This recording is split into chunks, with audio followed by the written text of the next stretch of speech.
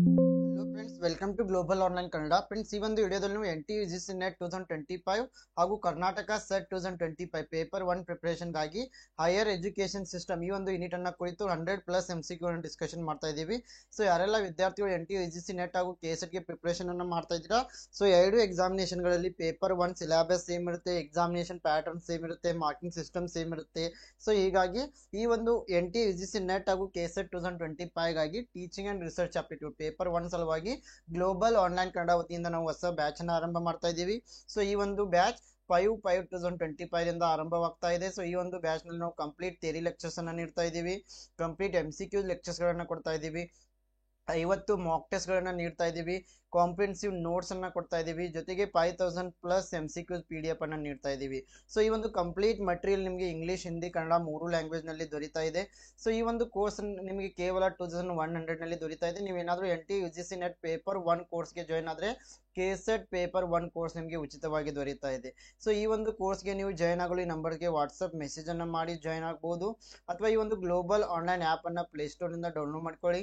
ನಿಮ್ಮ mobile number ಅಥವಾ email ID ಮೂಲಕ ರಿಜಿಸ್ಟರ್ ಮಾಡಿ. ಇಲ್ಲಿ ಸ್ಟೋರ್ ಅಂತ ಇರುತ್ತೆ, ಸ್ಟೋರ್ ನಲ್ಲಿ ನೀವು KSET ಪೇಪರ್ 1 ಅಂತ ಸರ್ಚ್ ಮಾಡಿದ್ರೆ KSET ಕೋರ್ಸ್ ಕನ್ನಡ ಮತ್ತು ಇಂಗ್ಲಿಷ್ ನಲ್ಲಿ ಲಭ್ಯವಾಗ್ತಾ ಇದೆ. UGC ನೆಟ್ ಪೇಪರ್ 1 ಅಂತ ಸರ್ಚ್ ಮಾಡಿದ್ರೆ ಇಂಗ್ಲಿಷ್ ಮತ್ತು ಹಿಂದಿನಲ್ಲಿ ಈ ಒಂದು ಕೋರ್ಸ್ ನಿಮಗೆ ಅವೈಲೇಬಲ್ ಆಗ್ತಾ ಇದೆ. ಅದೇ ರೀತಿ ಎರಡು ಎಕ್ಸಾಮಿನೇಷನ್ ಗಾಗಿ ನೋಟ್ಸ್ ಅಂಡ್ MCQ ಸೆಟ್ ಅನ್ನ ಪೇಪರ್ 2 ಸಲುವಾಗಿ ನೀಡ್ತಾ ಇದ್ದೀವಿ. ಸೊ ಈ ಕೆಳಗೆ ಕೊಟ್ಟಿರೋ ಎಲ್ಲಾ ವಿಷಯಗಳ ಮೇಲೆ paper 2 notes and MCQ set ನಿಮಗೆ ದೊರೀತಾ ಇದೆ ತುಂಬಾನೇ ಕಡಿಮೆ ಬೆಲೆಯಲ್ಲಿ. ಸೊ ಜಾಯ್ನ್ ಆಗಲು ನಂಬರ್ಸ್ಗೆ ವಾಟ್ಸಪ್ ಮೆಸೇಜ್ ಅನ್ನ ಮಾಡಿ ನೀವು ಜಾಯ್ನ್ ಆಗಬಹುದು. ಸೊ ಅದೇ ರೀತಿ ಹೆಚ್ಚಿನ ಮಾಹಿತಿಗಾಗಿ ಗ್ಲೋಬಲ್ ಆನ್ಲೈನ್ ಕನ್ನಡ ಅಂತ ಟೆಲಿಗ್ರಾಮ್ ಗ್ರೂಪ್ ಕೂಡ ಇದೆ, ಜಾಯ್ನ್ ಆಗಬಹುದು. So now let us move to the questions. So ಹಾಗಾದ್ರೆ ಮೊದಲನೇ ಪ್ರಶ್ನೆ, which statement is not correct about the national education day of India. So ಇಲ್ಲಿ ಪ್ರಶ್ನೆ ಏನಿದೆ ಅಂತಂದ್ರೆ, ನಾವು ರಾಷ್ಟ್ರೀಯ ಶಿಕ್ಷಣ ದಿನವನ್ನ ಆಚರಿಸ್ತಿದ್ವಿ. ಸೊ ಈ ಒಂದು ರಾಷ್ಟ್ರೀಯ ಶಿಕ್ಷಣ ದಿನಕ್ಕೆ ಸಂಬಂಧಪಟ್ಟಂತೆ ಇಲ್ಲಿ ಯಾವ ಹೇಳಿಕೆ ಸರಿಯಾಗಿಲ್ಲ ಅಂತ ಹೇಳಿದ್ದಾರೆ. Option A, it is celebrated on 5th September every year. ಪ್ರತಿ ವರ್ಷ 5 ಸೆಪ್ಟೆಂಬರ್ ನಂದು ರಾಷ್ಟ್ರೀಯ ಶಿಕ್ಷಣ ದಿನವನ್ನ ಆಚರಿಸ್ತೀವಿ. Option B, it is celebrated on 11th November every year. ಪ್ರತಿ ವರ್ಷ ನವೆಂಬರ್ 11ರಂದು ಇದನ್ನ ಆಚರಿಸ್ತೀವಿ. Option C, it is celebrated in the memory of India's first union minister of education doctor Abul Kalam Azad. So ಇದನ್ನ ಭಾರತದ ಮೊದಲ ಕೇಂದ್ರ ಸಚಿವ ಡಾಕ್ಟರ್ ಅಬುಲ್ ಕಲಾಂ ಆಜಾದ್ ಅವರ ಒಂದು ಇದು ಮೆಮೊರಿಯಾಗಿ ಆಚರಿಸ್ತೀವಿ.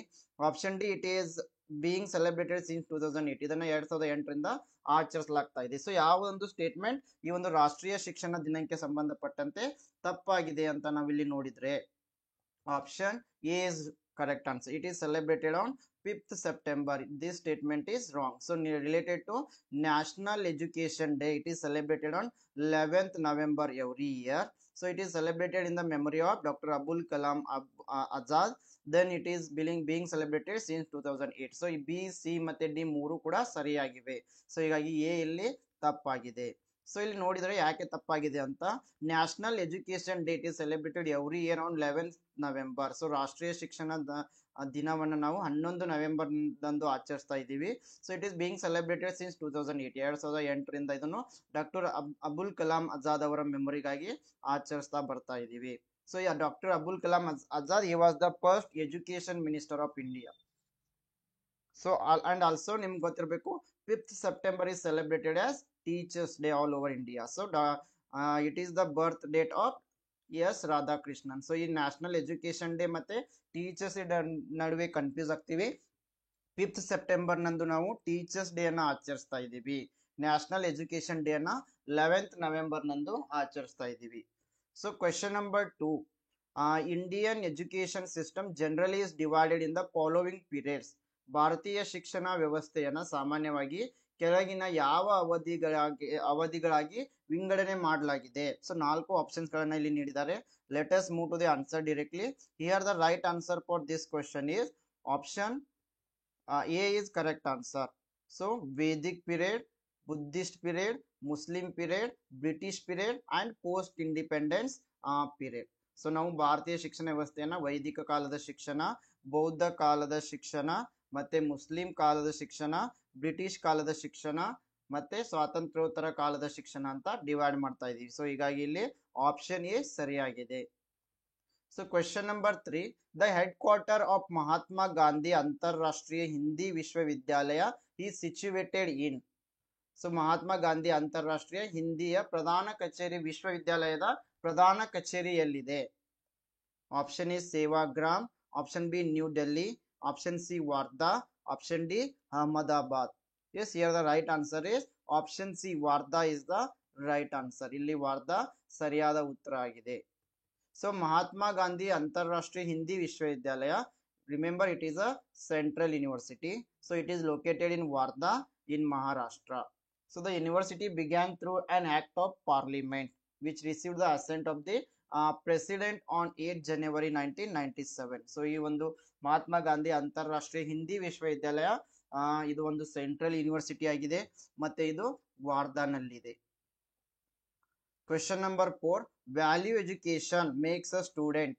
ಮೌಲ್ಯಯುತ ಶಿಕ್ಷಣ ವಿದ್ಯಾರ್ಥಿಯನ್ನ ಏನನ್ನಾಗಿ ರೂಪಿಸ್ತಾ ಇದೆ? ಆಪ್ಷನ್ ಎ ಗುಡ್ ಸಿಟಿಜನ್, ಉತ್ತಮ ನಾಗರಿಕ, option B successful businessman, ಯಶಸ್ವಿ ಉದ್ಯಮಿ, ಆಪ್ಷನ್ ಸಿ ಪಾಪ್ಯುಲರ್ ಟೀಚರ್, ಜನಪ್ರಿಯ ಶಿಕ್ಷಕ, ಆಪ್ಷನ್ ಡಿ ಎಫಿಷಿಯಂಟ್ ಮ್ಯಾನೇಜರ್, ದಕ್ಷ ವ್ಯವಸ್ಥಾಪಕ.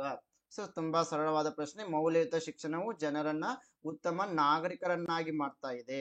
So value education it is making students good citizen. So option A is the right answer. So question number 5, National Institute Education is situated at. So National Institute of Education ಎಲ್ಲಿದೆ? Option A Kolkata, option B Madras, option C Delhi, option D Mumbai. Yes, here the right answer is option C Delhi is the right answer. ದೆಹಲಿಯಲ್ಲಿ ಸರಿ ಉತ್ತರ ಆಗಿದೆ. Question number 6, in correspondence education system the following things are included. So ಈ ಒಂದು corresponding ಶಿಕ್ಷಣ ವ್ಯವಸ್ಥೆಯಲ್ಲಿ ಕೆಳಗಿನ ಯಾವ ವಿಷಯಗಳನ್ನ ಸೇರಿಸಲಾಗಿದೆ? Option A only guiding instruction. So ಈ ಒಂದು ಕರೆಸ್ಪಾಂಡಿಂಗ್ ಎಜುಕೇಶನ್ ಅಲ್ಲಿ ಕೇವಲ ಮಾರ್ಗದರ್ಶನವನ್ನ ಮಾಡ್ತಾ ಇದ್ದಾರೆ. Option B only solved answers through letters. So ಈ ವಿಧಾನದಲ್ಲಿ ಕೇವಲ ಪತ್ರಗಳ ಮೂಲಕ ಉತ್ತರಗಳನ್ನ ಪರಿಹರಿಸಲಾಗ್ತಾ ಇದೆ. Option C guiding instructions and solved answers. So ಈ ಒಂದು ಕರೆಸ್ಪಾಂಡಿಂಗ್ ಶಿಕ್ಷಣ ವ್ಯವಸ್ಥೆಯಲ್ಲಿ ಮಾರ್ಗದರ್ಶಿ ಸೂಚನೆಗಳನ್ನು ನೀಡ್ತಾ ಇದ್ದಾರೆ, ಜೊತೆಗೆ ಪರಿಹರಿಸಿದ ಉತ್ತರಗಳನ್ನ ನೀಡ್ತಾ ಇದ್ದಾರೆ. Option D guiding instructions, solved answers and vocational lectures. So ಮಾರ್ಗದರ್ಶನ ಸೂಚನೆಗಳನ್ನ ಕೂಡ ನೀಡ್ತಾ ಇದ್ದಾರೆ, ಜೊತೆಗೆ ಪರಿಹರಿಸಿದ ಉತ್ತರಗಳನ್ನ ನೀಡ್ತಾ ಇದ್ದಾರೆ, ಇದರ ಜೊತೆಗೆ ಸಾಂದರ್ಭಿಕ ಉಪನ್ಯಾಸಗಳನ್ನ ಕೂಡ ಕಂಡಕ್ಟ್ ಮಾಡ್ತಾ ಇದ್ದಾರೆ. ಸೊ ಹಾಗಾದ್ರೆ ಕರೆಸ್ಪಾಂಡಿಂಗ್ ಶಿಕ್ಷಣ ವ್ಯವಸ್ಥೆಗೆ ಸಂಬಂಧಪಟ್ಟಂತೆ ಇಲ್ಲಿ ಆಪ್ಷನ್ ಡಿ ಸರಿಯಾಗಿದೆ. ಮಾರ್ಗದರ್ಶನ ಸೂಚನೆಗಳನ್ನ ನೀಡುವುದು, ಪರಿಹರಿಸಿದ ಉತ್ತರಗಳನ್ನ ನೀಡುವುದು, ಜೊತೆಗೆ ಅವಾಗ ಸಾಂದರ್ಭಿಕ ಉಪನ್ಯಾಸಗಳನ್ನ ಕೂಡ ಕಂಡಕ್ಟ್ ಮಾಡುವುದು. So option D is the right answer. So distance in education, it is also known as the corresponding education. It is the education of students who may not always be physically present at school or where the learner and the teacher are separated in both time and distance. So ಈ ಒಂದು corresponding ಶಿಕ್ಷಣ ವ್ಯವಸ್ಥೆಯಲ್ಲಿ ವಿದ್ಯಾರ್ಥಿಗಳು ಯಾವಾಗಲೂ ಕೂಡ ಈ ಶಾಲೆಗೆ ಹೋಗಿ ಫಿಸಿಕಲಿ ಪ್ರೆಸೆಂಟ್ ಆಗಿ ಜ್ಞಾನವನ್ನ ಪಡಿಬೇಕಂತಿರಲ್ಲ. ವಿದ್ಯಾರ್ಥಿಗಳು ಮನೆಯಲ್ಲೇ ಕುಳಿತು ಅವ್ರ ಮಟೀರಿಯಲ್ ಅನ್ನು ನೀಡ್ತಾರೆ, ಆ ಮಟೀರಿಯಲ್ ನ ಫಾಲೋ ಅಪ್ ಮಾಡೋದ್ರ ಮೂಲಕ ಕೇವಲ ಪರೀಕ್ಷೆಗೆ ಹಾಜರಾಗಿ ಶಿಕ್ಷಣವನ್ನ ಪಡಿಬಹುದು. Question number 7, NAC is an autonomous institution under the aegis of. So NAC ಈ ಕೆಳಗಿನ ಆಶ್ರಯದಲ್ಲಿ ಒಂದು ಸ್ವಾಯತ್ತ ಸಂಸ್ಥೆಯಾಗಿದೆ. Option A ICSSR, option B CSIR, option C AICTE, option D UGC. Yes, here the correct answer is option D UGC. It stands for University Grant Commission. So NAC it is an autonomous body under University Grant Commission. So NAC is going to assess and certify the higher education institutions in India. So NAC ಇದು ಒಂದು autonomous body ಆಗಿದೆ, ಇದು UGC under establish ಆಗಿದೆ, ಮತ್ತೆ ಇದು ಇಂಡಿಯಾದಲ್ಲಿ ಎಲ್ಲ higher education ಇನ್ಸ್ಟಿಟ್ಯೂಷನ್ಗಳಿಗೆ ranking ಅನ್ನ ನೀಡ್ತಾ ಇದೆ. Question number 8, all of the following tend to erode local control of education in favor of national control except. ಈ ಕೆಳಗಿನವುಗಳಲ್ಲಿ ಒಂದನ್ನ ಹೊರತುಪಡಿಸಿ ರಾಷ್ಟ್ರೀಯ ನಿಯಂತ್ರಣದ ಪರವಾಗಿ ಶಿಕ್ಷಣದ ಸ್ಥಳೀಯ ನಿಯಂತ್ರಣವನ್ನ ನಾಶಪಡಿಸ್ತಾ ಇದೆ. Option A national science foundation, option B national institute of mental health, option C college entrance examination board, option D national defence education act.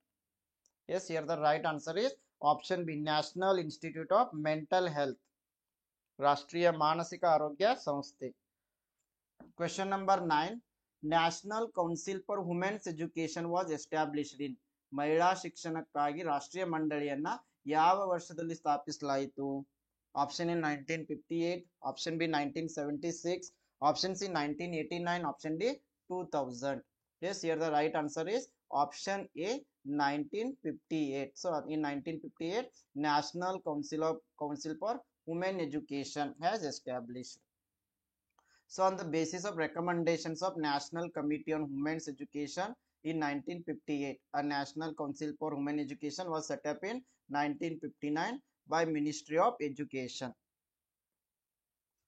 Question number 10. Which one of the following is not situated in New Delhi? ಈ ಕೆಳಗಿನವುಗಳಲ್ಲಿ ಯಾವುದು ನವದೆಹಲಿಯಲ್ಲಿ ಇಲ್ಲ ಅಂತ ಹೇಳಿದ್ದಾರೆ. Option A Indian council of cultural relations, option B Indian council of scientific research, option C national council of educational research and training, option D Indian institute of advanced studies.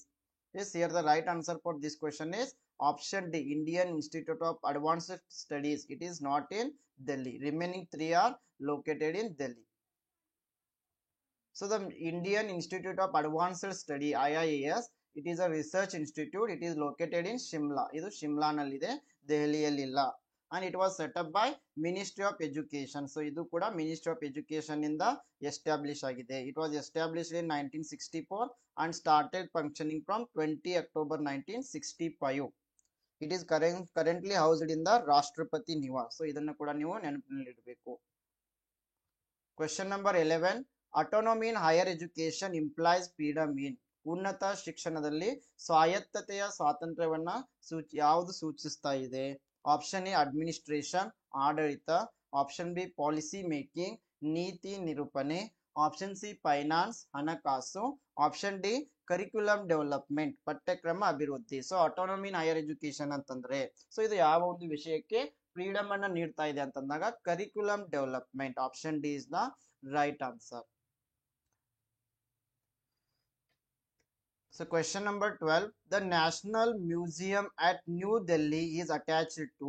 ನವದೆಹಲಿಯಲ್ಲಿರುವ ರಾಷ್ಟ್ರೀಯ ವಸ್ತು ಸಂಗ್ರಹಾಲಯ ಯಾವುದಕ್ಕೆ ಜೋಡಿಸಲಾಗಿದೆ?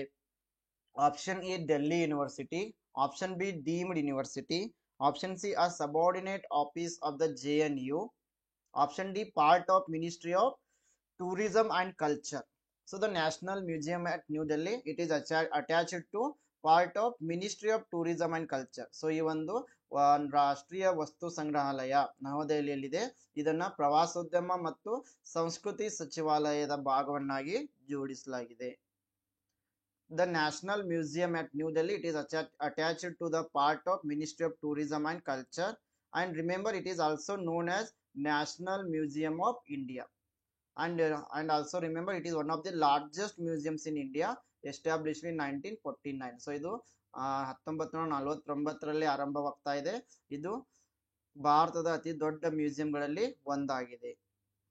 And it functions under ministry of culture, government of India. So ಇದು ಪ್ರವಾಸೋದ್ಯಮ ಮತ್ತು ಸಂಸ್ಕೃತಿ ಇಲಾಖೆಯ ಅಂಡರ್ ನಲ್ಲಿ ಕಾರ್ಯವನ್ನ ನಿರ್ವಹಿಸ್ತಾ ಇದೆ. Question number 13. Which opinion is not correct ಅಂತ ಹೇಳಿದ್ದಾರೆ. ಸೊ ಯಾವ ಒಂದು ಹೇಳಿಕೆ ಸರಿಯಾಗಿಲ್ಲ?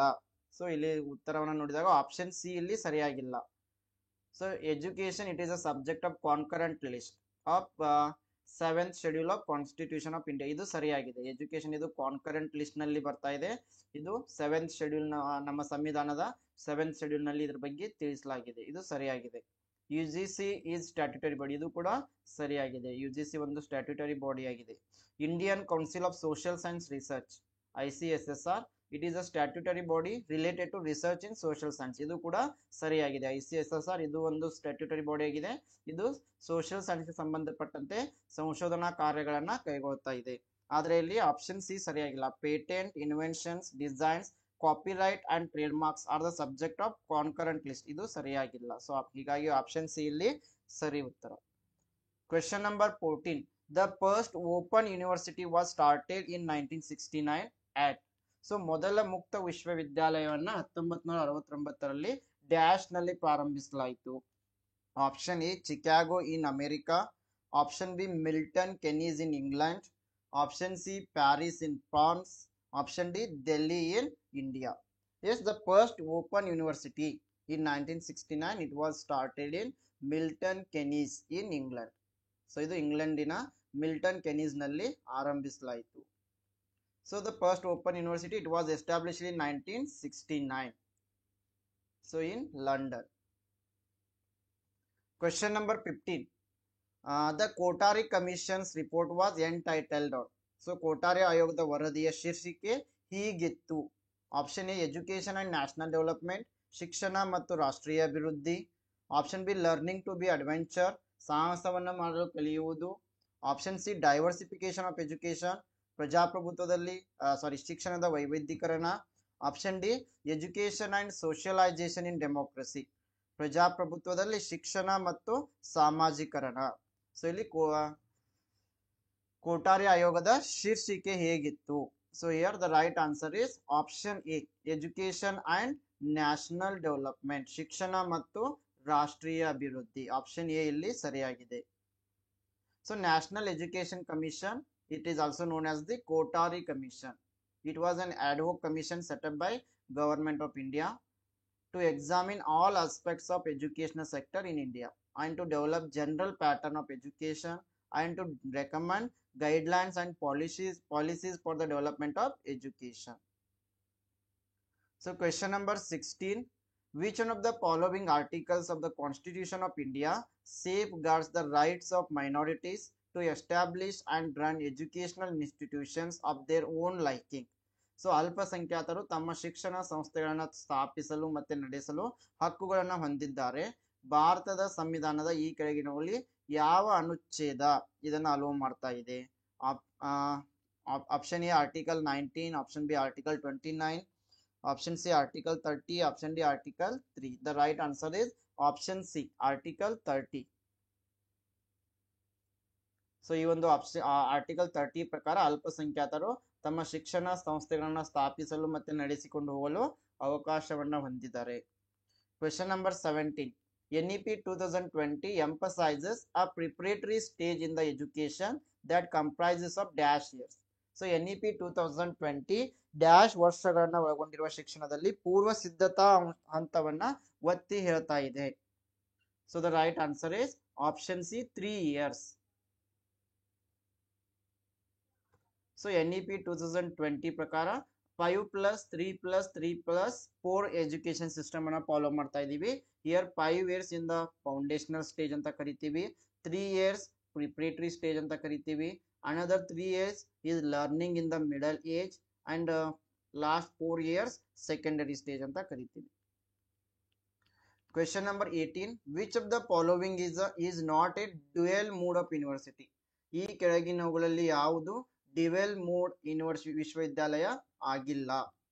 Option A Delhi university, option B Bangalore university, option C Madras university, option D Indira Gandhi national open university IGNOU. The right answer is option D Indira Gandhi national ರಾಷ್ಟ್ರೀಯ ಮುಕ್ತ ವಿಶ್ವವಿದ್ಯಾಲಯ. So dual mode university, it is a university that offers both distance education courses and also regular courses. So ಇಲ್ಲಿ dual mode university ಅಂದಾಗ ಇದು distance education ಕೂಡ promote ಮಾಡ್ತಾ ಇದೆ, ಜೊತೆಗೆ ರೆಗ್ಯುಲರ್ ಕೋರ್ಸಸ್ ಗಳನ್ನು ಕೂಡ ರನ್ ಮಾಡ್ತಾ ಇದೆ. ಸೊ ಇವರು ಸ್ಟೂಡೆಂಟ್ಸ್ ಅನ್ನ ಆನ್ಲೈನ್ ಆಗಿ ಕೂಡ ಟೀಚ್ ಮಾಡ್ತಾ ಇದ್ದಾರೆ, ಆಫ್ಲೈನ್ ಆಗಿ ಕೂಡ ಕೋರ್ಸಸ್ ಗಳನ್ನ ರನ್ ಮಾಡ್ತಾ ಇದ್ದಾರೆ. So Indira Gandhi national open university ಇದೊಂದು ಡಿಸ್ಟೆನ್ಸ್ ಎಜುಕೇಶನ್ ಯೂನಿವರ್ಸಿಟಿ ಆಗಿದೆ. ಇದು 1985 ನಲ್ಲಿ ಆರಂಭವಾಗ್ತಾ ಇದೆ. Question number 19. Which of the following is more interactive and student centric? ಈ ಕೆಳಗಿನವುಗಳಲ್ಲಿ ಯಾವುದು ಹೆಚ್ಚು ಸಂವಾದಾತ್ಮಕ ಮತ್ತು ವಿದ್ಯಾರ್ಥಿ ಕೇಂದ್ರಿತ ವಿಧಾನವಾಗಿದೆ? Option A seminar, option B workshop, option C lecture, option D group discussion.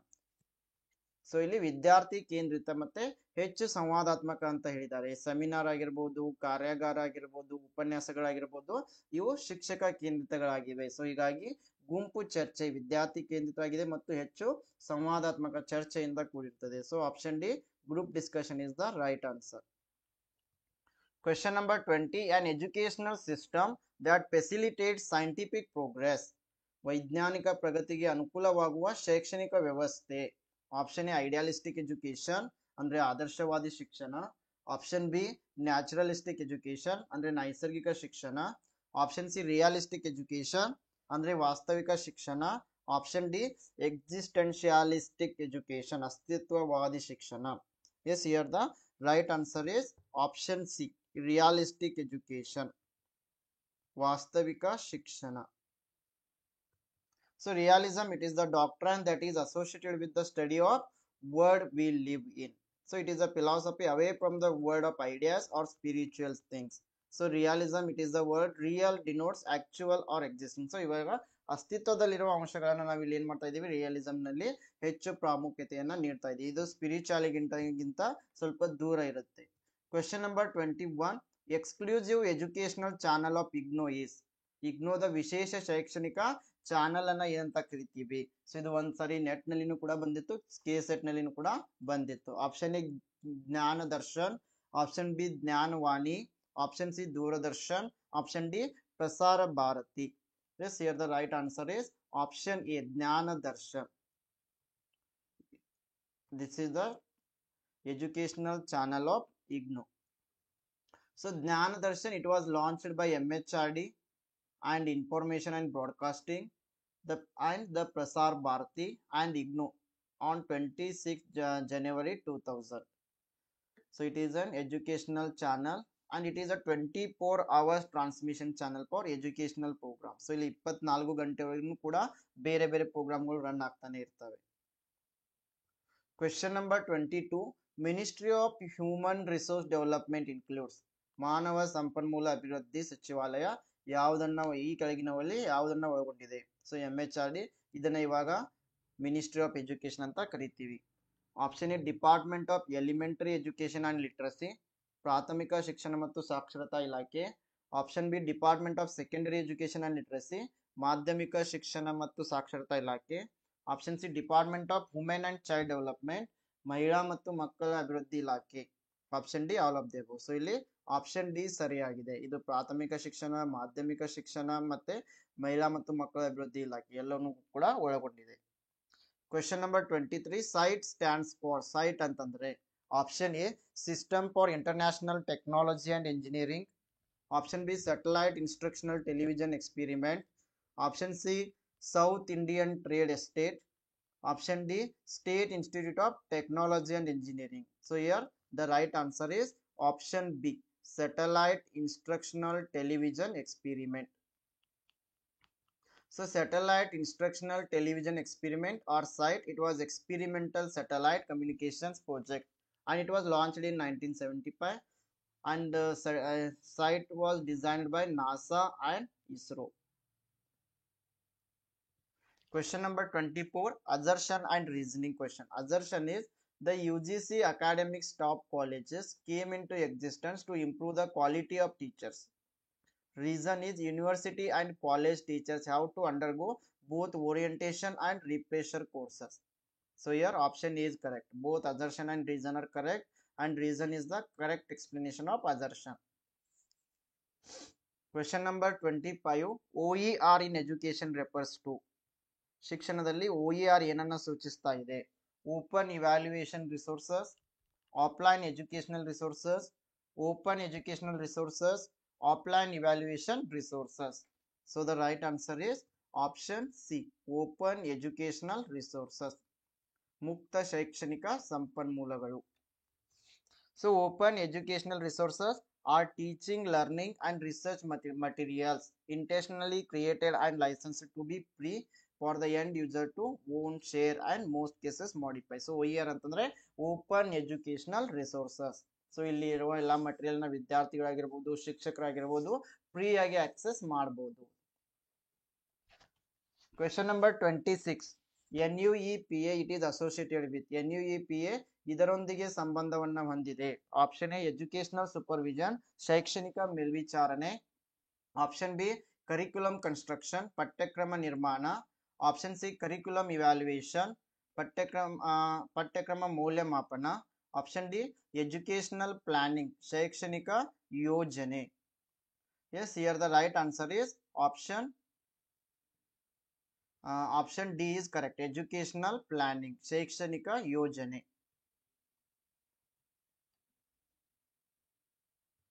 Yes, National University of Educational Planning and Administration. It was previously known as the National Institute of Education and Planning and Administration. So NUPA ಇವಾಗ ಮೊದಲು ಇದನ್ನ NIEPA ಅಂತ ಕರೀತಾ ಇದ್ರು. So it was established by UNESCO as Asian Regional Center for Educational Planners and administrators in 1962. So ನಂತರ ಇದನ್ನ Asian institute of educational planning and administration ಅಂತ ಕರೀತಾರೆ. ನಂತರ ಇದನ್ನ it was taken over by government of India. ಮತ್ತೆ ಇದನ್ನ ಏನಂತ rename ಮಾಡ್ತಾರೆ ಅಂತಂದ್ರೆ national staff college for educational planners and administration. ಮತ್ತೆ ಇದನ್ನ ಅಗೇನ್ NIEP ಅಂತ ರಿನೇಮ್ ಮಾಡ್ತಾರೆ. So now it has become university as NUEP. Question number 27. Foundation training to newly recruited IAS is imparted by. ಹೊಸದಾಗಿ ನೇಮಕಗೊಂಡ IAS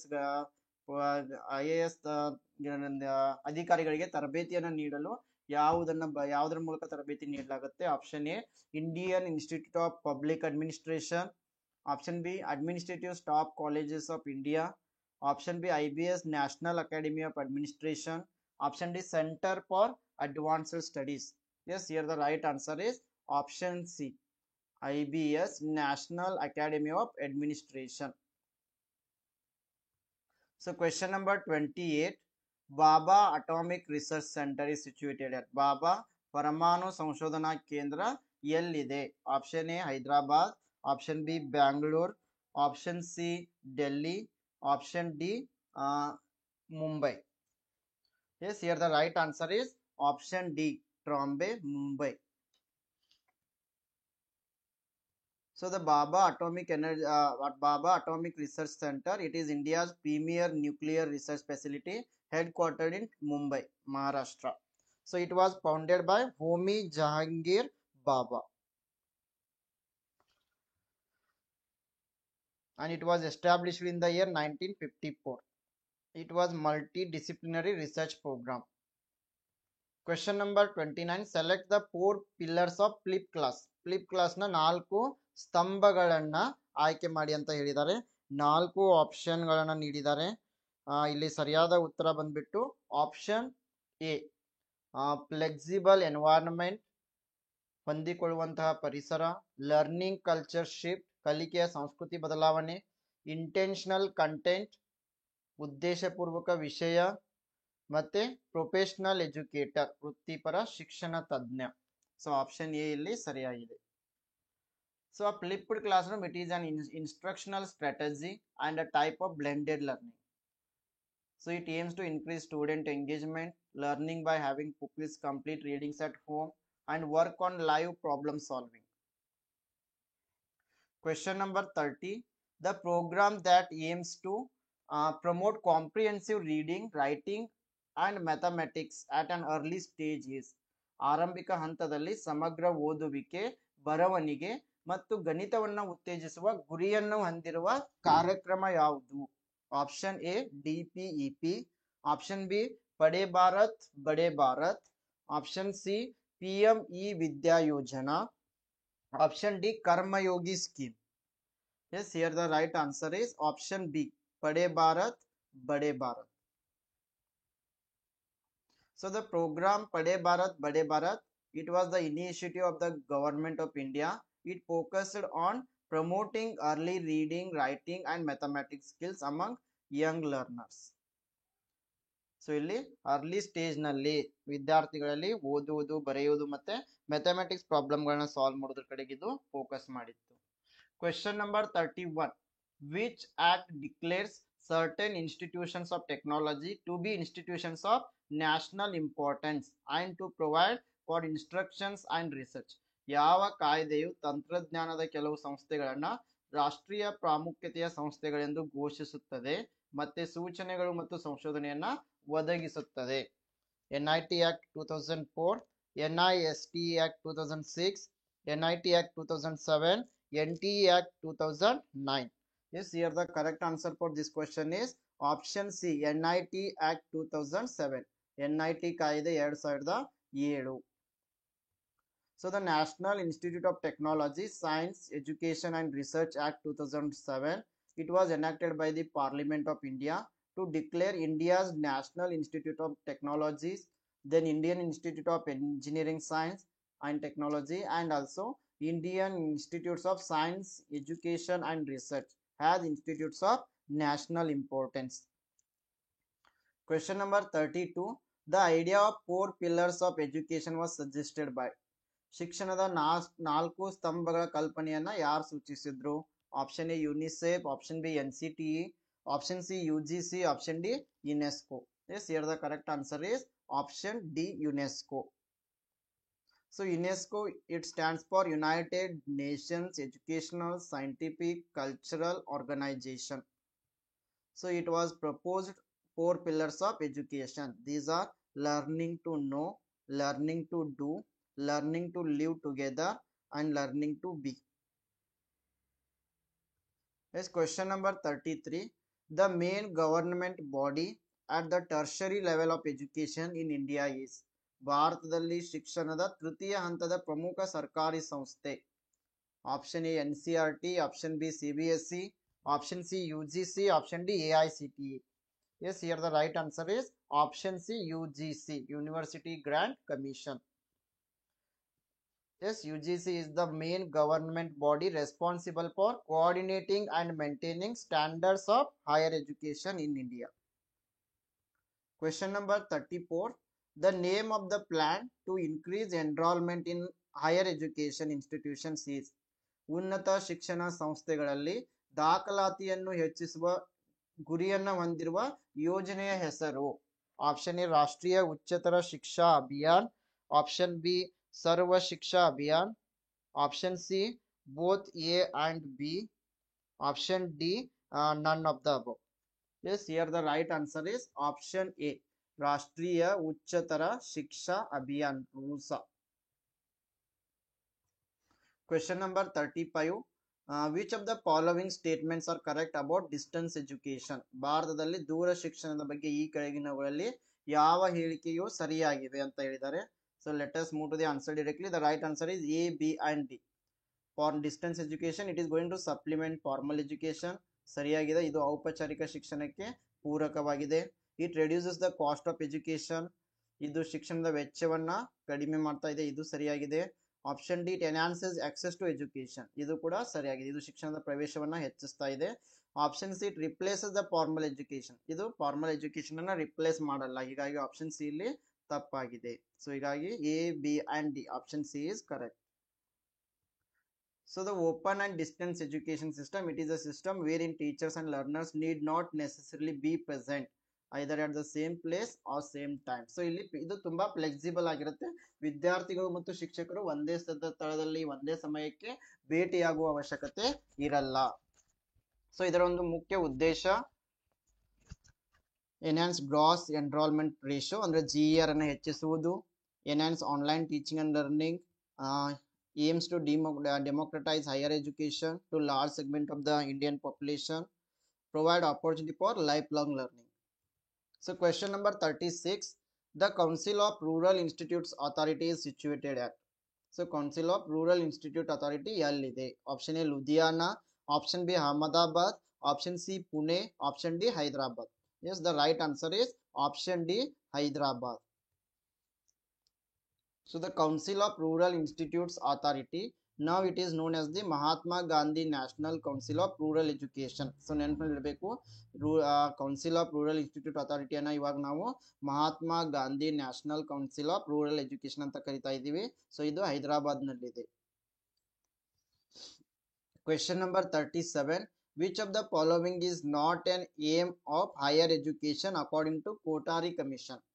Kothari ಆಯೋಗದ ಪ್ರಕಾರ ಈ ಕೆಳಗಿನವುಗಳಲ್ಲಿ ಯಾವುದು ಉನ್ನತ ಶಿಕ್ಷಣದ ಗುರಿ ಅಲ್ಲ ಅಂತ ಹೇಳಿದ್ದಾರೆ. ಸೊ ಆಪ್ಷನ್ ಡಿ ಸರಿಯಾಗಿದೆ. To explore new knowledge in context of truth and interpret it in terms of ancient knowledge and beliefs in contemporary needs, ಇದು ಕೋಟಾರಿ ಆಯೋಗದ ಗುರಿಯಾಗಿದೆ. To give right leadership to in all the fields of life, this is also aim of Kothari education commission. Then to promote social justice and equality, this is also aim of Kothari Commission. But option D, to explore innate abilities in persons and develop them through training, option D is not the aim of Kothari Commission. Question number 38. E-Pathshala is an initiative by. E-Pathshala ಇದು ಯಾವುದರ ಒಂದು ಉಪಕ್ರಮವಾಗಿದೆ? Option A UGC, option B CBSE, option C NCERT, option D NCTE. The right answer is option C, NCERT. So e-Pathshala, it is a portal or app which is developed by CIET and NCERT. So it was jointly by the Ministry of Human Resource Development, CIET and NCERT. So ಇದನ್ನ 2015ರಲ್ಲಿ launch ಮಾಡಲಾಯಿತು. It hosts educational resources for teachers, students, parents and also researchers for educators. So the content is available in English, Hindi and Urdu. Question number 39. The aim of vocationalization of education is ಶಿಕ್ಷಣ ವೃತ್ತಿಪರೀಕರಣದ ಉದ್ದೇಶವೆಂದರೆ option D making liberal education job oriented. So ಈ ವೃತ್ತಿಪರ ಶಿಕ್ಷಣದ ಉದ್ದೇಶ ಏನು? ಉದಾರ ಶಿಕ್ಷಣವನ್ನ ಉದ್ಯೋಗ ಶಿಕ್ಷಣವನ್ನಾಗಿಸುವುದು. ಸೊ ಉದ್ಯೋಗವನ್ನ ಪಡೆಯಲು ಶಿಕ್ಷಣವನ್ನ ನೀಡುವುದು. So question number 40. In 1948, under whose chairmanship University Education Commission was set up to reconstruct university education in India. 1948ರಲ್ಲಿ ಭಾರತದಲ್ಲಿ ವಿಶ್ವವಿದ್ಯಾಲಯ ಶಿಕ್ಷಣವನ್ನ ಪುನರ್ ನಿರ್ಮಿಸಲು ಯಾರ ಅಧ್ಯಕ್ಷತೆಯಲ್ಲಿ ವಿಶ್ವವಿದ್ಯಾಲಯ ಶಿಕ್ಷಣ ಆಯೋಗವನ್ನ ಸ್ಥಾಪಿಸಲಾಯಿತು? Option A Sardar Vallabhbhai Patel, option B professor PC Joshi, option C doctor S Radhakrishnan, option D doctor Vikram Sarabhai. Yes, here the correct answer is option C, Dr. S. Radhakrishnan. So after independence, the first significant step taken by Government of India in the field of education was appointment of University Education Commission in 1948 under the chairmanship of Dr. Sarvapalli Radhakrishnan. So he was former vice chancellor of Banaras Hindu University and also he became second president of India. Question number 41. The aim of UGC's Standing Committee of Vocational Education is UGCಯ ವೃತ್ತಿಪರ ಶಿಕ್ಷಣ ಸ್ಥಾಯಿ ಸಮಿತಿಯ ಉದ್ದೇಶ. So the right answer is option D, all of the above. So the aim of UGC Standing Committee of Vocational Education to identify such institution where vocational courses can be implemented. ವೃತ್ತಿಪರ ಕೋರ್ಸ್ಗಳನ್ನು ಕಾರ್ಯಗತಗೊಳಿಸುವಂತಹ ಸಂಸ್ಥೆಗಳನ್ನು ಗುರುತಿಸುವುದು. To impart training to the teachers and of vocational education, ವೃತ್ತಿಪರ ಶಿಕ್ಷಣಕ್ಕಾಗಿ ಶಿಕ್ಷಕರಿಗೆ ತರಬೇತಿಯನ್ನು ನೀಡುವುದು. Option C to prepare study material for vocational course, ವೃತ್ತಿಪರ ಕೋರ್ಸ್ಗಳಿಗೆ ಅಧ್ಯಯನ ಸಾಮಗ್ರಿಗಳನ್ನ ಸಿದ್ಧಪಡಿಸುವುದು. ಸೊ ಮೇಲಿನ ಎಲ್ಲವೂ ಕೂಡ ಇಲ್ಲಿ ಸರಿಯಾಗಿವೆ. So next question number 42. The first open university establish in India is, ಭಾರತದಲ್ಲಿ ಸ್ಥಾಪಿಸಲಾದ ಮೊದಲ ಮುಕ್ತ ವಿಶ್ವವಿದ್ಯಾಲಯ ಯಾವುದು? Yashwantrao Chavan Maharashtra open university Nashik, Nalanda open university Patna, Bhimrao Ambedkar open university Hyderabad, Tamil Nadu open university Chennai. So the first open university established in India is Bhimrao Ambedkar Open University, Hyderabad. Option C is correct. So the Andhra Pradesh government took the first initiative in 1982 to start Andhra Pradesh Open University. Now it is renamed as Dr. B.R. Ambedkar Open University. Question number 43. Unitary Teaching College is called. Unitary Teaching College ಅನ್ನ ಏನಂತ ಕರೆಯಲಾಗುತ್ತೆ? Option A residential university, option B affiliating university, option C residential cum affiliating university, option D none of the above. Here the correct answer is option A, Unitary Teaching College. It is also known as Residential University. Question number 44. The meaning of affiliating university is, affiliating university ಅರ್ಥ ಏನು ಅಂತ ಹೇಳಿದ್ದಾರೆ. The right answer is option D. The universities which are not having central campus for teaching but it is going on affiliating colleges. So ಈ ಒಂದು ಅಫಿಲಿಯೇಟಿಂಗ್ ಯೂನಿವರ್ಸಿಟಿಯಲ್ಲಿ ಯಾವುದೇ ರೀತಿಯ ಕೇಂದ್ರೀಯ campus ಅನ್ನ ಈ ವಿಶ್ವವಿದ್ಯಾಲಯವು ಹೊಂದಿರೋದಿಲ್ಲ, ಆದರೆ ಸಂಯೋಜಿತ ಕಾಲೇಜ್ಗಳಲ್ಲಿ ಕೋರ್ಸ್ಗಳನ್ನ ನಡೆಸ್ತಾ ಇವೆ. The universities which implement curriculum only and coordinating examination. So ಇವು ಪಠ್ಯಕ್ರಮವನ್ನ ಮಾತ್ರ ಅನುಷ್ಠಾನಗೊಳಿಸ್ತವೆ ಮತ್ತೆ ಪರೀಕ್ಷೆಗಳನ್ನ ನಡೆಸ್ತಾ ಇವೆ. ಜೊತೆಗೆ the universities which work has distribution of degree. So ಇವು ವಿದ್ಯಾರ್ಥಿಗಳಿಗೆ ಪದವಿಗಳನ್ನ ಕೂಡ ವಿತರಣೆ ಮಾಡ್ತಾ ಇವೆ. Question number 45. The abbreviation SCOVE stands for. SCOVE ಅಂತಂದ್ರೆ, so the right answer is option A, Standing Committee of Vocational Education. Option A is correct. So SCO stands for Standing Committee of Vocational Education. It was formed in 2012 by University Grant Commission. This committee authorizes the degree in vocational education. So a vocational educational committee was formed to aim at vocationalization of education. Question number 46. Open universities are treated as non-traditional universities because ಮುಕ್ತ ವಿಶ್ವವಿದ್ಯಾಲಯಗಳನ್ನ ಸಾಂಪ್ರದಾಯಿಕವಲ್ಲದ ವಿಶ್ವವಿದ್ಯಾಲಯಗಳಂತ ಕರಿತೀವಿ ಏಕೆಂದರೆ. Yes, the right answer is option D. ಏಕೆಂದರೆ innovative methods of teaching and learning are used in these universities. ಈ ವಿಶ್ವವಿದ್ಯಾಲಯಗಳಲ್ಲಿ ಬೋಧನೆ ಮತ್ತು ಕಲಿಕೆಯ ನವೀನ ವಿಧಾನಗಳನ್ನು ಬಳಸಲಾಗುತ್ತೆ. Innovation methods of admission, curriculum and evaluation are followed in these universities. ಇಲ್ಲಿ ಪ್ರವೇಶ ಪಠ್ಯಕ್ರಮ ಮತ್ತು ಮೌಲ್ಯಮಾಪನ ನಾವೀನ್ಯತೆ ವಿಧಾನಗಳನ್ನು ಬಳಸಲಾಗುತ್ತೆ. ಜೊತೆಗೆ modern communication techniques are used in these universities. So ಇಲ್ಲಿ ಆಧುನಿಕ ಸಂವಹನ ತಂತ್ರಗಳನ್ನು ಕೂಡ ಬಳಸಲಾಗುತ್ತೆ. ಸೊ ಹೀಗಾಗಿ ಆಪ್ಷನ್ ಡಿ ಸರಿಯಾಗಿದೆ. Question number 47. The National Institute of Education, Planning and Administration has been converted into deemed university and is now called. So ಇದರ ಬಗ್ಗೆ national institute of education planning and administration ಅನ್ನ deemed ವಿಶ್ವವಿದ್ಯಾಲಯವಾಗಿ ಪರಿವರ್ತಿಸಲಾಗಿದೆ. ಇದನ್ನ ಇವಾಗ ಏನಂತ ಕರಿತೀವಿ, ಇದ್ರ ಬಗ್ಗೆ ಪ್ರಶ್ನೆ ಡಿಸ್ಕಸ್ ಮಾಡಿದ್ವಿ. Right answer is option A, NUEPA. Question number 48. The residential universities are the universities having options. ವಸತಿ ವಿಶ್ವವಿದ್ಯಾಲಯಗಳು ಯಾವ ಆಯ್ಕೆಯನ್ನು ಹೊಂದಿರುವ ವಿಶ್ವವಿದ್ಯಾಲಯಗಳಾಗಿವೆ? Option is central campus for education, ಶಿಕ್ಷಣವನ್ನು ನೀಡಲು ಕೇಂದ್ರೀಯ ಕ್ಯಾಂಪಸ್ ಅನ್ನು ಹೊಂದಿರುತ್ತವೆ. Option B many campuses for imparting education, ಶಿಕ್ಷಣವನ್ನು ನೀಡಲು ಅನೇಕ ಕ್ಯಾಂಪಸ್ಗಳನ್ನು ಕೂಡ ಹೊಂದಿರುತ್ತವೆ. Option C both A and B. Option D none of the above. The right answer is option E. Residential universities ಅಂತಂದ್ರೆ ಇವು ಸೆಂಟ್ರಲ್ ಕ್ಯಾಂಪಸ್ ಅನ್ನ ಹೊಂದಿರ್ತವೆ. Question number 49.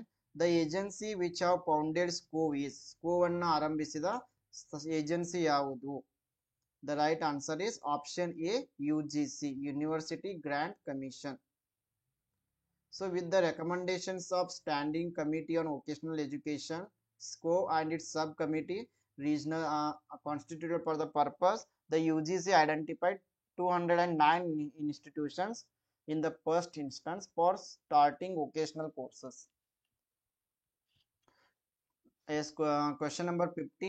Who has signed an MOU for accreditation of teacher education institutions in India? ಭಾರತದಲ್ಲಿ ಶಿಕ್ಷಕರ ಶಿಕ್ಷಣ ಸಂಸ್ಥೆಗಳ ಮಾನ್ಯತೆಗಾಗಿ ತಿಳುವಳಿಕಾ ಒಡಂಬಡಿಕೆಗೆ ಯಾರು ಸಹಿ ಹಾಕಿದ್ದಾರೆ? The right answer is option B, NCTE and NAC.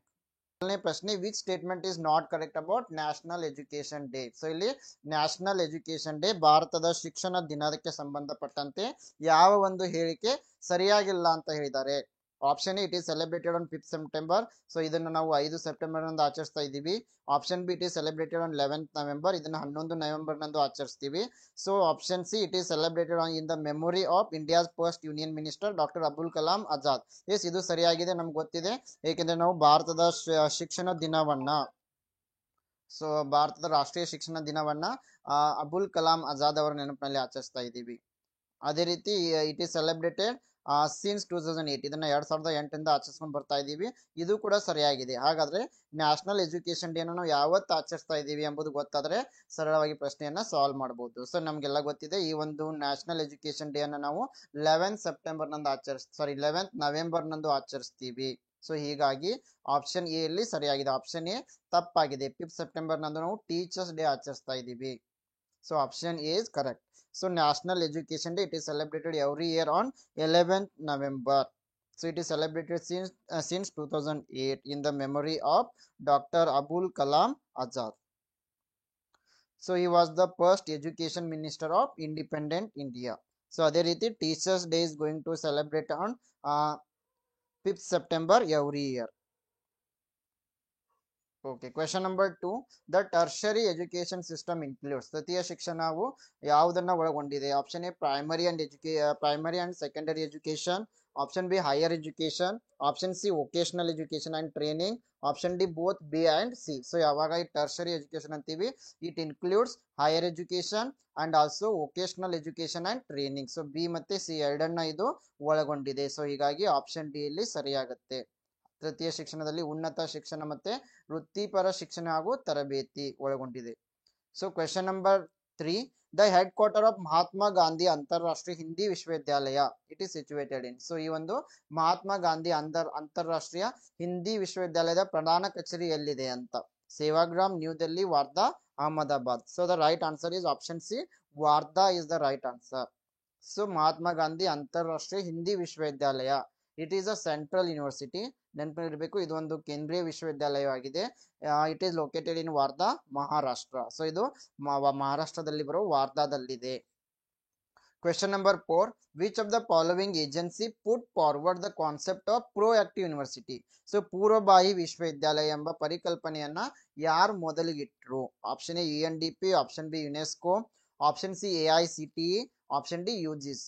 So ಈ ಒಂದು ಪ್ರೋ ಆಕ್ಟಿವ್ ಯೂನಿವರ್ಸಿಟಿ ಎಂಬ ಕಾನ್ಸೆಪ್ಟ್ ಅನ್ನ ಮೊದಲಿಗೆ ನೀಡಿದವರು ಯುನೆಸ್ಕೋದವರು, United Nations educational scientific cultural organisation. Option B is correct.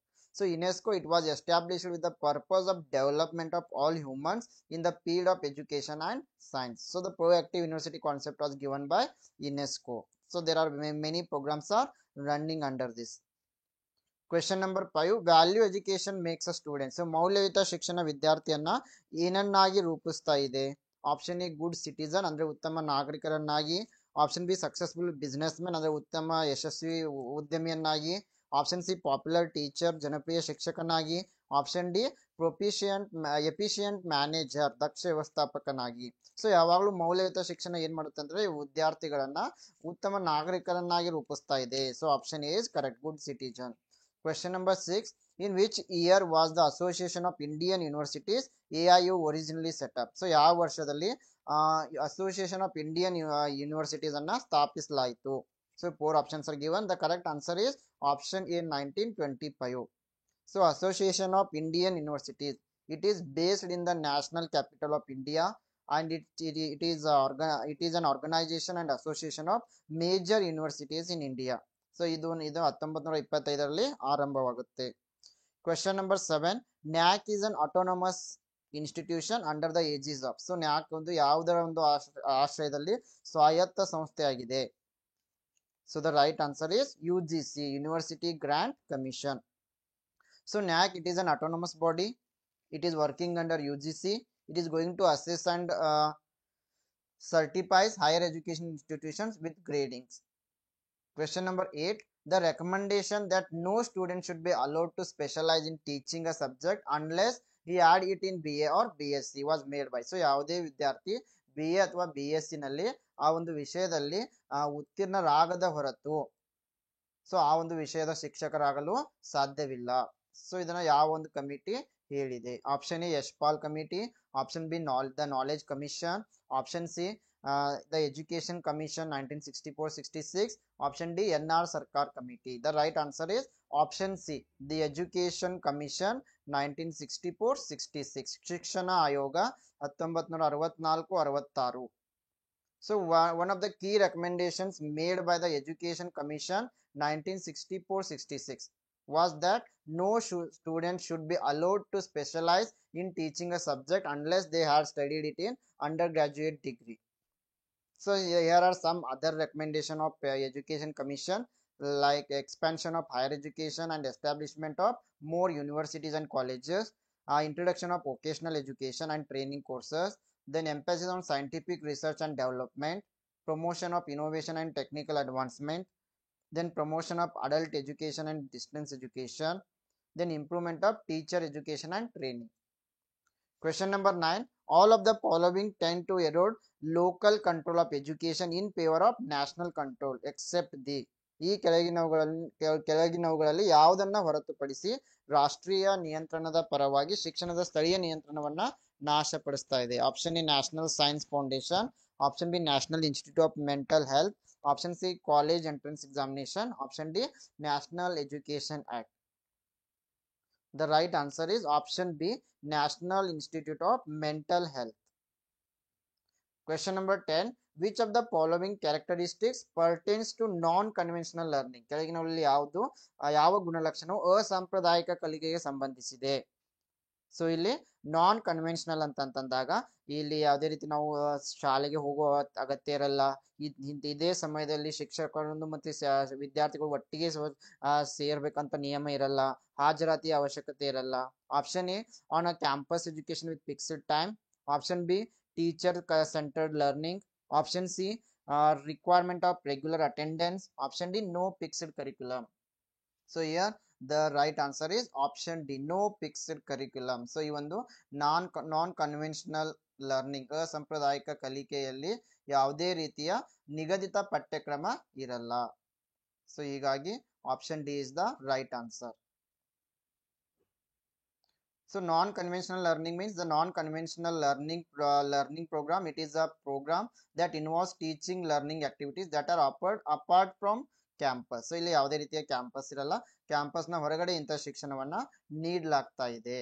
So ಹೀಗಾಗಿ ಇಲ್ಲಿ ಯಾವುದೇ ರೀತಿಯ ಕರಿಕ್ಯುಲಮ್ ನ ಅವಶ್ಯಕತೆ ಇರಲ್ಲ. Question number 11. National Council for Women's Education was established in. ಮಹಿಳಾ ಶಿಕ್ಷಣಕ್ಕಾಗಿ ರಾಷ್ಟ್ರೀಯ ಮಂಡಳಿಯನ್ನ ಯಾವ ವರ್ಷದಲ್ಲಿ ಸ್ಥಾಪಿಸಲಾಯಿತು? The right answer is option A 1958. So on the basis of recommendations of National Committee on Women's Education 1958, a National Council for Women's Education was set up in 1959 by Ministry of Education. Question number 12. Who among the following was the chairman of University Education Commission 1948? ಈ ಕೆಳಗಿನವರಲ್ಲಿ ಯಾರು ವಿಶ್ವವಿದ್ಯಾಲಯ ಶಿಕ್ಷಣ ಆಯೋಗ 1948 ನ ಅಧ್ಯಕ್ಷರಾಗಿದ್ರು? Option A doctor DS Kothari. Option B Maulana Abul Kalam Azad. Option C Zakir Hussain.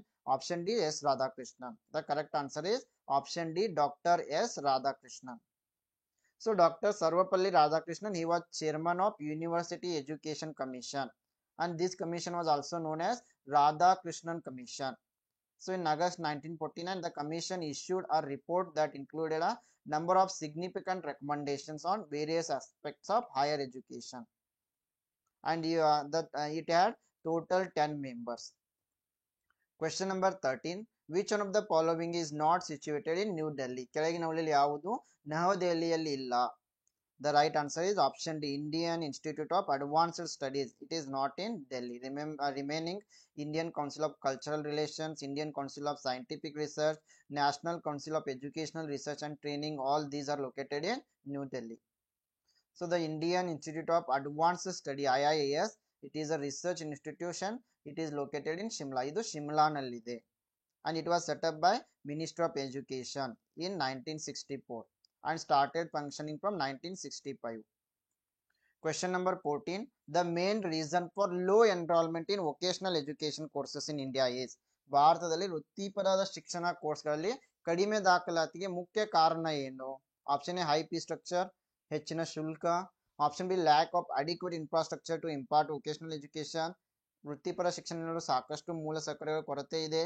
Option C unavailability of large number of vocational courses, so ಇದರಲ್ಲಿ ಹೆಚ್ಚಿನ ಕೋರ್ಸ್ಗಳು ಲಭ್ಯವಿಲ್ಲ. Option D wrong perception of vocational education among students and parents, ವಿದ್ಯಾರ್ಥಿಗಳು ಮತ್ತೆ ಪೋಷಕರಲ್ಲಿ ವೃತ್ತಿಪರ ಶಿಕ್ಷಣದ ಬಗ್ಗೆ ತಪ್ಪು ಗ್ರಹಿಕೆ ಇದೆ. The correct answer is option D only. Students and teachers are having a wrong perception about vocational courses. Question number 15. Autonomy in higher education implies freedom in. ಉನ್ನತ ಶಿಕ್ಷಣದಲ್ಲಿ ಸ್ವಾಯತ್ತತೆಯ ಸ್ವಾತಂತ್ರ್ಯ ಅಂದ್ರೆ ಏನನ್ನ ಸೂಚಿಸ್ತಾ ಇದೆ? ಆಪ್ಷನ್ ಎ ಅಡ್ಮಿನಿಸ್ಟ್ರೇಷನ್ ಆಡಳಿತ. ಆಪ್ಷನ್ ಬಿ ಪಾಲಿಸಿ ಮೇಕಿಂಗ್ ನೀತಿ ನಿರೂಪಣೆ. ಆಪ್ಷನ್ ಸಿ ಫೈನಾನ್ಸ್ ಹಣಕಾಸು. ಆಪ್ಷನ್ ಡಿ ಕರಿಕ್ಯುಲಮ್ ಡೆವಲಪ್ಮೆಂಟ್ ಪಠ್ಯಕ್ರಮ ಅಭಿವೃದ್ಧಿ.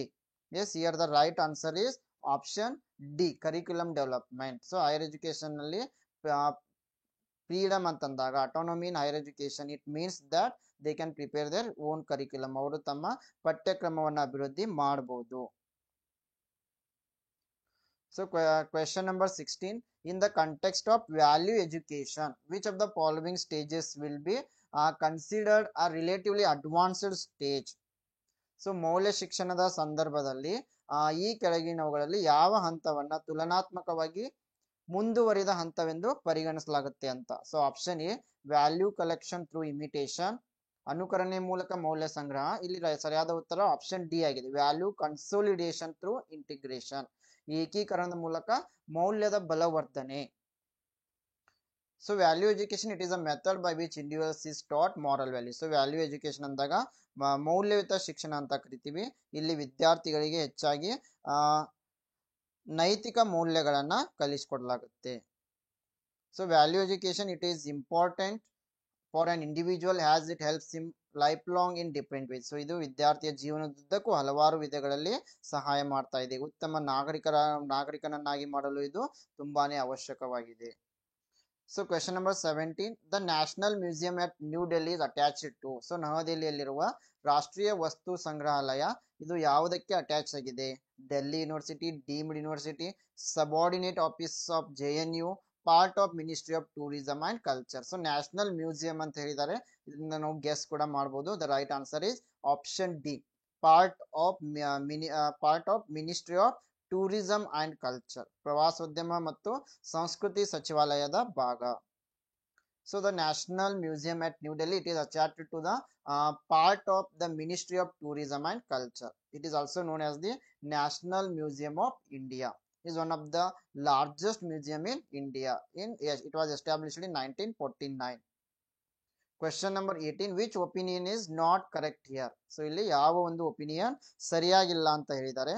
ಆಪ್ಷನ್ ಸಿ ಇಲ್ಲಿ ಸರಿಯಾಗಿಲ್ಲ. Education it is a subject of concurrent list of 7th schedule, ಇದು ಕೂಡ ಸರಿಯಾಗಿದೆ. UGC is a statutory body, ಇದು ಕೂಡ ಸರಿಯಾಗಿದೆ. Indian Council of Social Science Research ICSSR, it is a statutory body, it is related to social science, ಇದು ಸರಿಯಾಗಿದೆ. Option C ಇಲ್ಲಿ ಸರಿಯಾಗಿಲ್ಲ. patent, inventions, design, copyright and trademarks are the subject of concurrent list, ಇದು ತಪ್ಪಾಗಿದೆ. Question number 19, which of the following entries of the Indian Constitution deals with the coordination and determination of standards in institutions of higher education or research or scientific and technical institutions? ಈ ಕೆಳಗಿನವುಗಳಲ್ಲಿ ಭಾರತೀಯ ಸಂವಿಧಾನದ ಯಾವ ನಮೂದು ಉನ್ನತ ಶಿಕ್ಷಣ ಅಥವಾ ಸಂಶೋಧನೆ ಅಥವಾ ವೈಜ್ಞಾನಿಕ ಮತ್ತು ತಾಂತ್ರಿಕ ಸಂಸ್ಥೆಗಳಲ್ಲಿನ ಮಾನದಂಡಗಳ ಸಮನ್ವಯ ಮತ್ತು ನಿರ್ಣಯದ ಬಗ್ಗೆ ವ್ಯವಹರಿಸ್ತಾ ಇದೆ? Is the right answer is option D, entry 66. Question number 20, the Kothari Commission's report was entitled on. Kothari ಆಯೋಗದ ವರದಿಯ ಶೀರ್ಷಿಕೆ ಹೇಗಿತ್ತು? Option A education and national development, ಶಿಕ್ಷಣ ಮತ್ತು ರಾಷ್ಟ್ರೀಯ ಅಭಿವೃದ್ಧಿ. Option B learning to be adventure, ಸಾಹಸ ಮಾಡಲು ಕಲಿಯುವುದು. Option C diversification of education, ಶಿಕ್ಷಣದ ವೈವಿಧ್ಯೀಕರಣ.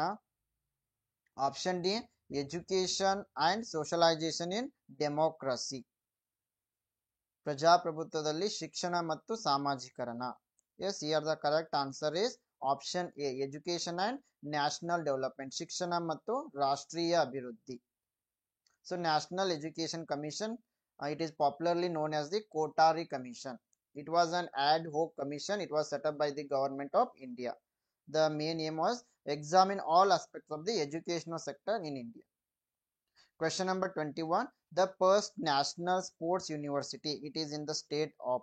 ಮೊದಲ ರಾಷ್ಟ್ರೀಯ ಕ್ರೀಡಾ ವಿಶ್ವವಿದ್ಯಾಲಯ ಎಲ್ಲಿದೆ ಅಂತ? Option A Haryana, option B Manipur, option C Arunachal Pradesh, option D Madhya Pradesh. Yes, here the correct answer is option B, Manipur. So Prime Minister Narendra Modi has laid foundation stone for National Sports University on 16 March 2018. So it is in Manipur. So it is a central university. Question number 22, which one of the following articles of the Constitution of India safeguards the rights of minorities to establish and run educational institutions of their own liking? So ಅಲ್ಪಸಂಖ್ಯಾತರು ತಮ್ಮ ಶಿಕ್ಷಣ ಸಂಸ್ಥೆಗಳನ್ನು ಸ್ಥಾಪಿಸಲು ಮತ್ತೆ ನಡೆಸಲು ಹಕ್ಕುಗಳನ್ನು ಹೊಂದಿದ್ದಾರೆ. ಇದು ಸಂವಿಧಾನದ ಯಾವ ಅನುಚ್ಛೇದದಲ್ಲಿ ಹೇಳಲಾಗಿದೆ ಅಂದಾಗ option C article 30 is the right answer. Question number 23, which of the following is not a dual mode university? ಕೆಳಗಿನವುಗಳಲ್ಲಿ ಯಾವುದು ಡ್ಯುಯಲ್ ಮೋಡ್ ವಿಶ್ವವಿದ್ಯಾಲಯ ಆಗಿಲ್ಲ? The right answer is option D, Indira Gandhi National Open University. So dual mode university, it is a university that offers both distance education courses and also regular courses. So ಈ dual mode university ಅಂದಾಗ ಇದು regular courses ಗಳನ್ನ ಕೂಡ run ಮಾಡ್ತಾ ಇದೆ, ಜೊತೆಗೆ distance education ಕೂಡ ನೀಡ್ತಾ ಇದೆ. Question number 24. Which one of the following statements is not correct about the University Grant Commission? ವಿಶ್ವವಿದ್ಯಾಲಯ ಧನ ಸಹಾಯ ಆಯೋಗಕ್ಕೆ ಸಂಬಂಧಿಸಿದಂತೆ ಯಾವ ಒಂದು ಹೇಳಿಕೆಯಲ್ಲಿ ಸರಿಯಾಗಿಲ್ಲ? So option D. ಸೊ ಇದು it was established in 1956 by an act of parliament. ಇದು ಸರಿಯಾಗಿದೆ. ಇದು 1956ರಲ್ಲಿ ಸಂಸತ್ತಿನ ಕಾಯ್ದೆ ಮೂಲಕ UGC ಆರಂಭವಾಗ್ತಾ ಇದೆ. It is tasked with promoting and coordinating higher education. ಇದು ಉನ್ನತ ಶಿಕ್ಷಣವನ್ನು ಉತ್ತೇಜಿಸುವ ಮತ್ತು ಸಂಯೋಜಿಸುವ ಕಾರ್ಯವನ್ನ ಇದು ಮಾಡ್ತಾ ಇದೆ. ಇದು ಕೂಡ ಸರಿಯಾಗಿದೆ. Option C. It receives plan and non plan funds from central government. ಇದು ಕೇಂದ್ರ ಸರ್ಕಾರದಿಂದ ಯೋಜನೆ ಮತ್ತು ಯೋಜನೇತರ ನಿಧಿಗಳನ್ನ ಪಡಿತಾ ಇದೆ. ಇದು ಕೂಡ ಸರಿಯಾಗಿದೆ. ಬಟ್ ಆಪ್ಷನ್ ಡಿ ಸರಿಯಾಗಿಲ್ಲ. It receives funds from state governments. So ಈ ಒಂದು UGC ಏನಿದೆ ಸ್ಟೇಟ್ ಗವರ್ಮೆಂಟ್ ಇಂದ ಯಾವುದೇ ರೀತಿಯ ಫಂಡ್ ಅನ್ನ ಪಡೆಯಲ್ಲ. Question number 25. Which of the following is more interactive and student centric? ಕೆಳಗಿನವುಗಳಲ್ಲಿ ಯಾವುದು ಹೆಚ್ಚು ಸಂವಾದಾತ್ಮಕ ಮತ್ತು ವಿದ್ಯಾರ್ಥಿ ಕೇಂದ್ರಿತ ಆಗಿದೆ ಅಂದಾಗ? Seminar, workshop, lecture, group discussion. So ತುಂಬಾ ಸರಳವಾದ ಪ್ರಶ್ನೆ. ಟೀಚಿಂಗ್ ಆಪ್ಟಿಟ್ಯೂಡ್ ನಲ್ಲಿ ಕೂಡ ಈ ಪ್ರಶ್ನೆ ರಿಪೀಟ್ ಆಗ್ಬಹುದು. ಸೊ ಗುಂಪು ಚರ್ಚೆಗಳಲ್ಲಿ ವಿದ್ಯಾರ್ಥಿಗಳು ಹೆಚ್ಚು ಸಂವಾದಾತ್ಮಕವಾಗಿರ್ತಾರೆ ಮತ್ತು ಇದು ವಿದ್ಯಾರ್ಥಿ ಕೇಂದ್ರಿತ ಆಗಿದೆ. Option D group discussion is correct. Question number 26. The title of Yashpal Committee report is? Yashpal Samiti ವರದಿಯ ಶೀರ್ಷಿಕೆ ಏನು? ICT in teacher education, learning without burden, learning through broadcasting, none of the above. The correct answer is option B, learning without burden. ಹೊರೆಯಿಲ್ಲದ ಕಲಿಕೆ ಎಂಬುದು ಯಶ್ಪಾಲ್ ಶಿಕ್ಷಣದ ಶಿಕ್ಷಿಕೆ ಯಶ್ಪಾಲ್ ಸಮಿತಿಯ ಒಂದು ಶೀರ್ಷಿಕೆ ಆಗಿದೆ.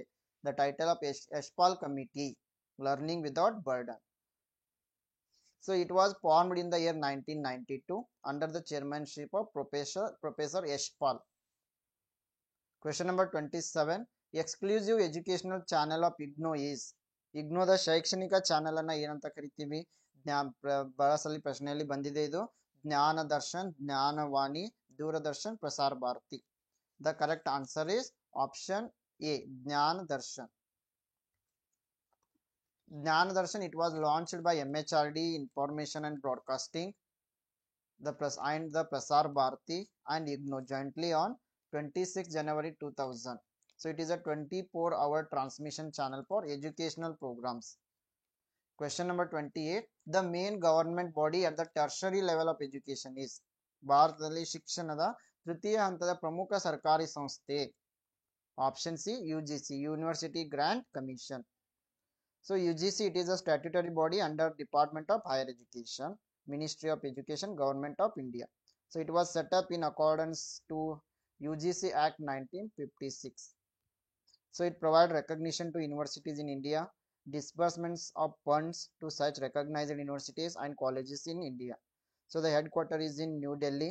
It has 6 regional centers in Pune, Bhopal, Kolkata, Hyderabad, Guwahati and Bangalore.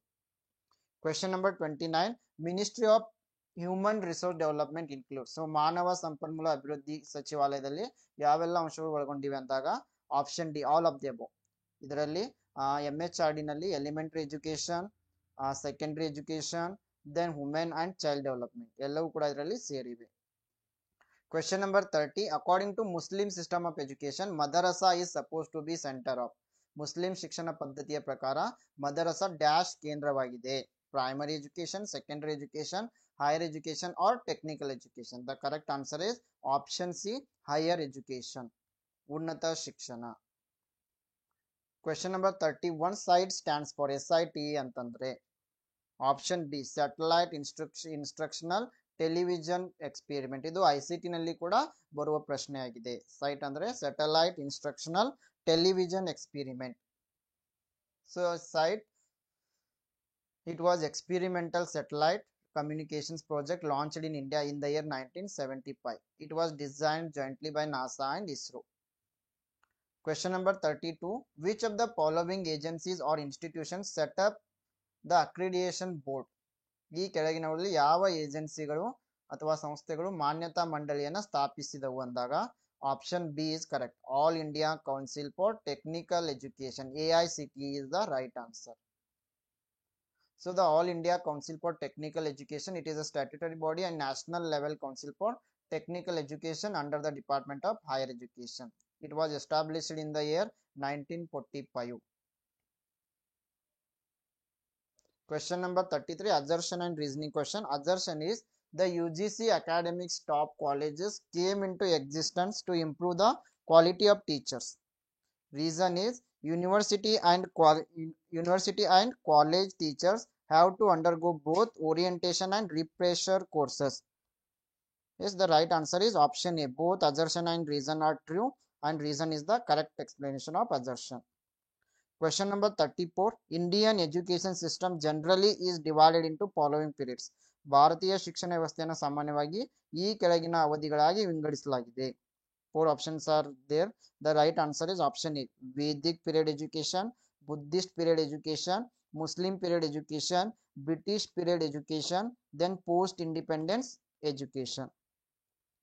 Question number 35. The name of the plan to increase enrollment in the higher education institutions is. ಉನ್ನತ ಶಿಕ್ಷಣ ಸಂಸ್ಥೆಗಳಲ್ಲಿ ದಾಖಲಾತಿಯನ್ನು ಹೆಚ್ಚಿಸುವ ಯೋಜನೆಯ ಮುಖ್ಯ ಹೆಸರು.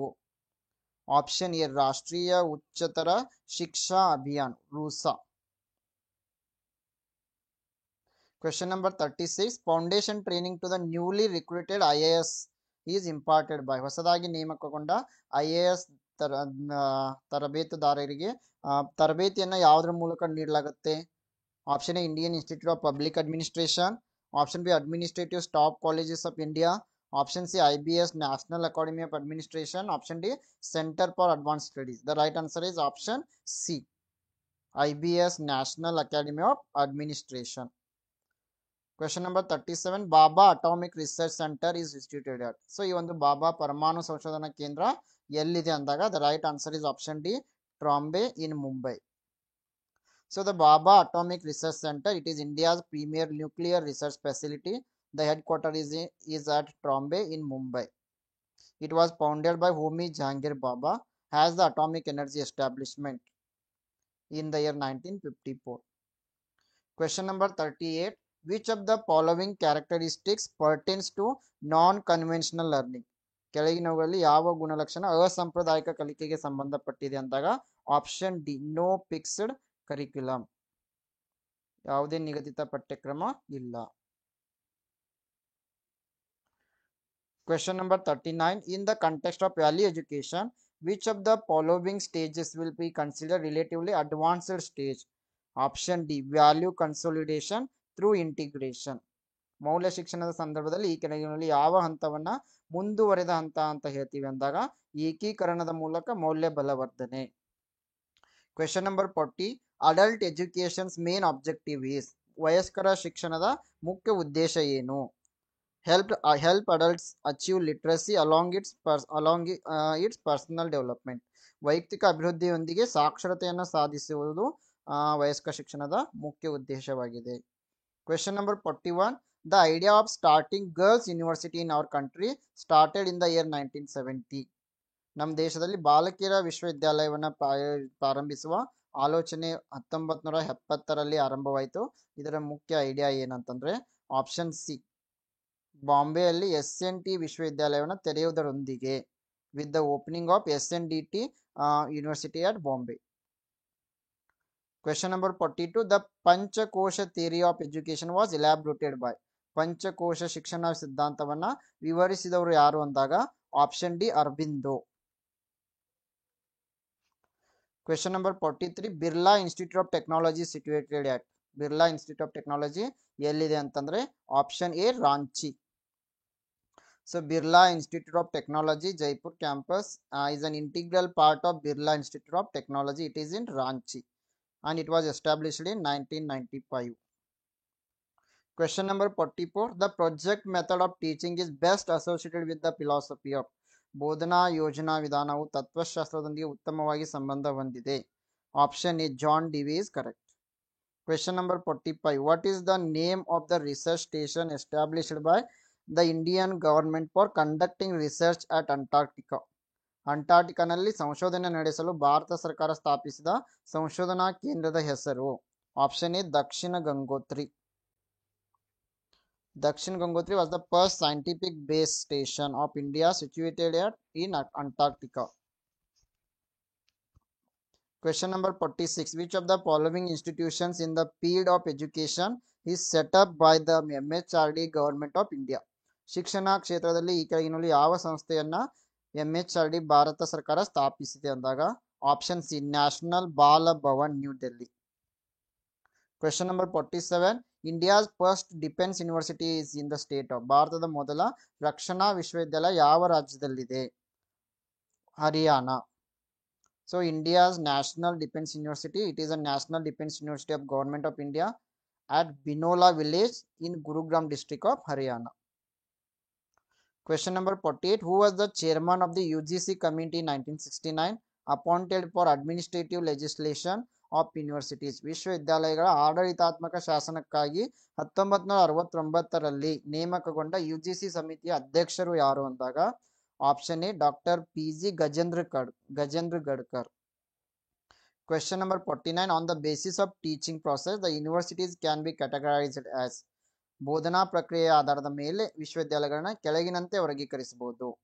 Option A traditional and open universities, ಸಾಂಪ್ರದಾಯಿಕ ಮತ್ತು ಮುಕ್ತ ವಿಶ್ವವಿದ್ಯಾಲಯಗಳು. Yes last question, complex of college is called. ಕಾಲೇಜುಗಳ ಸಂಕೀರ್ಣವನ್ನ ಏನಂತ ಕರಿತೀವಿ ಅಂದಾಗ option D state university.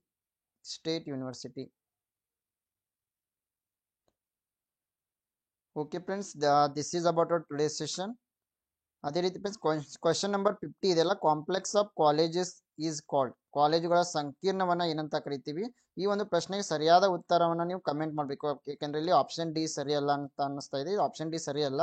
So ಇದಕ್ಕೆ ಸರಿಯಾದ ಉತ್ತರವನ್ನ ನೀವು ಕಮೆಂಟ್ ಮಾಡಬೇಕು. ಹೆಚ್ಚಿನ ಮಾಹಿತಿಗಾಗಿ global online Kannada Telegram group ಅನ್ನ ಕೂಡ ಸೇರ್ಕೊಳ್ಳಿ. Yes, I wish all the best to all. Thank you.